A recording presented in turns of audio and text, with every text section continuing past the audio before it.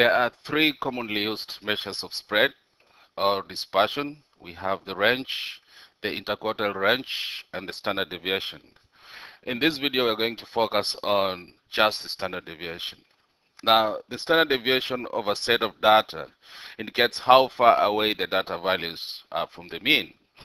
So basically, when we have a small standard deviation, it means that the data values will be closely packed around the mean. So basically, we have the mean in the middle, and we have the data points packed around the mean. So here we have the mean. And then when we have a large standard deviation, the data points will be widely distributed, again, around the mean. Okay.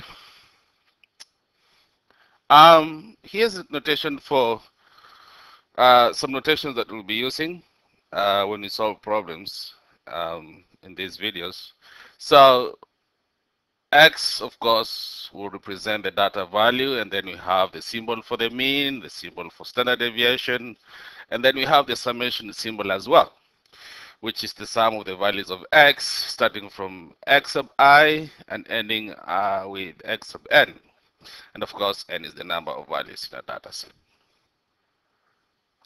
So here are the steps on how to calculate the standard deviation. Well, it makes more sense, of course, when you solve a problem. Then you'll be able to see how this process goes, how these steps are applied. But of course, before we discuss about how to apply the steps, it's better for you to know what to expect. And that's why you have the steps here. So the first step is to work out the mean of the data. The second step, subtract the mean from each data point.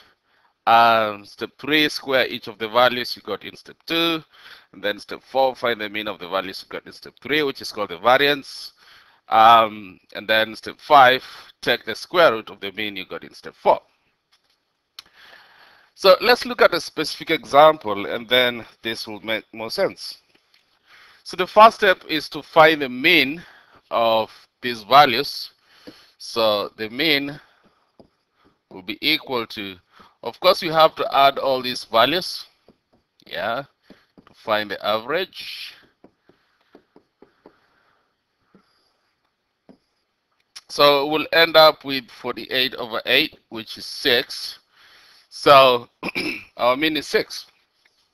Yeah. So our mean here is 6.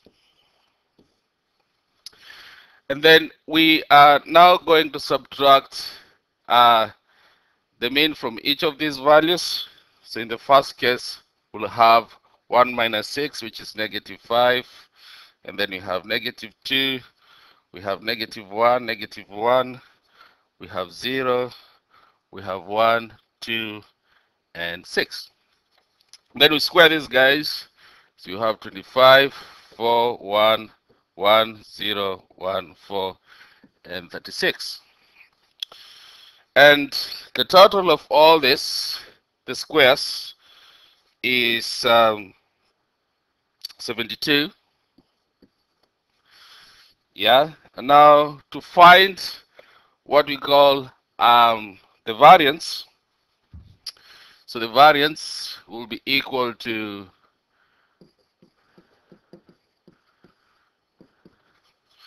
we take the sum of the squares, yeah, and then we divide by n.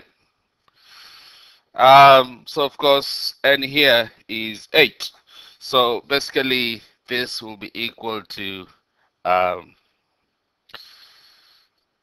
72 over 8. So which means that the variance is equal to 9. And then the last step is to find the standard deviation. So standard deviation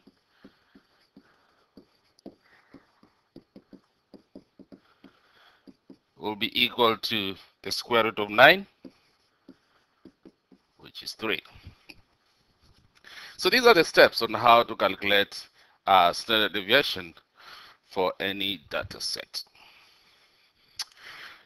Here are some formulas for you. Now, one thing you need to remember here is that these formulas are available in a formula booklet. So you don't have to memorize them, you just need to know how to use them. And we'll look at that in a bit.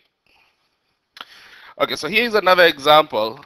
Find, sorry, um, the table shows the distribution of broken eggs in 40 boxes, each with 10 eggs. Find the variance and the standard deviation of the number of broken eggs per box.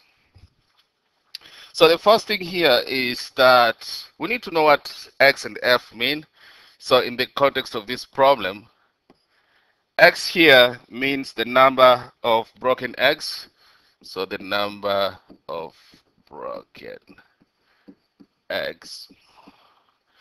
And then this represents the number of boxes. So the number of boxes. And what they're asking us to find is the standard deviation of the number of broken eggs, yeah, per box, which now makes sense. All right, so the first thing is to calculate the mean. Now, to calculate the mean, we'll have to multiply x sub I multiplied by f sub I. So each x value multiplied by its corresponding frequency. So 0 multiplied by 22 will be 0. And then here we have 12, 8, and then 6. And the total for that will be 26. So that's 26. The total for the frequency is 40. Yeah. Because you have 40 boxes. So the mean will be equal to, so the mean here will be equal to 26 divided by 40, which will be equal to 0.65. So we have the mean over there. Now, the next step is to subtract the mean from each of these data points. So we can write that as x sub I minus the mean. And here we'll get negative 0.65, 0.35, 1.35, 2.35. And then we find the squares of those. So x sub I minus the mean squared. So that will be 0.4225, 0.1225, 1.8225, and 5.5225. And then we multiply the frequency multiplied by each of these squares. So frequency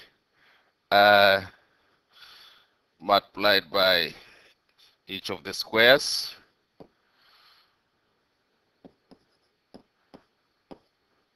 So what we'll end up with is approximately 9.295, 1.47, 7.29, 11.045.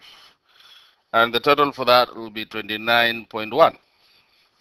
So to find the variance, yeah, so variance here will be equal to 29.1 divided by 40, because you have 40 boxes, and that will be equal to 0.7275. And then, of course, the standard deviation. So standard deviation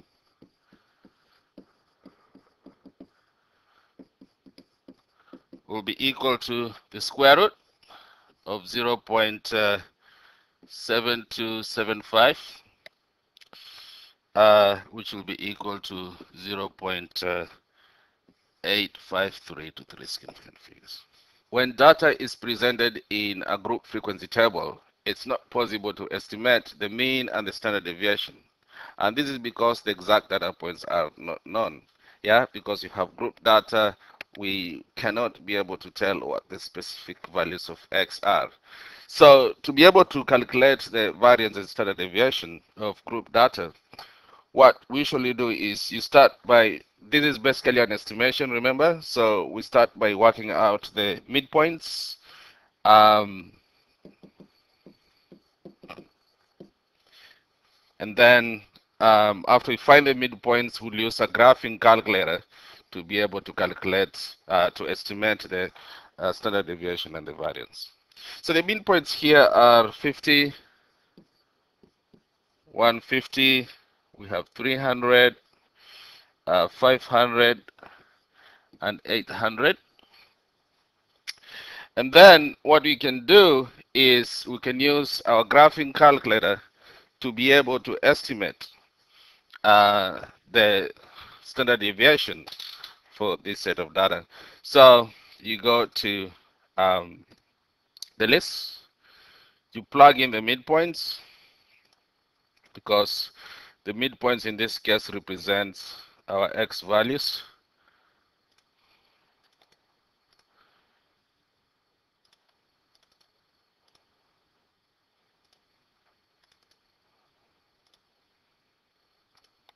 And then we have the corresponding frequencies, plug that in the second list.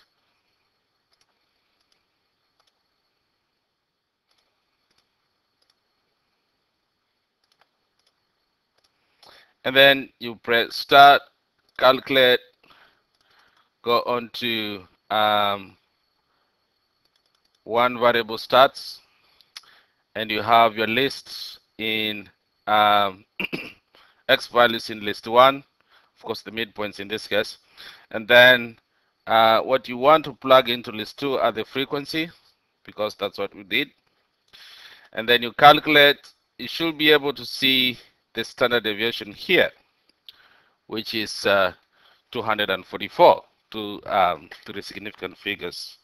So we can write our standard deviation as, so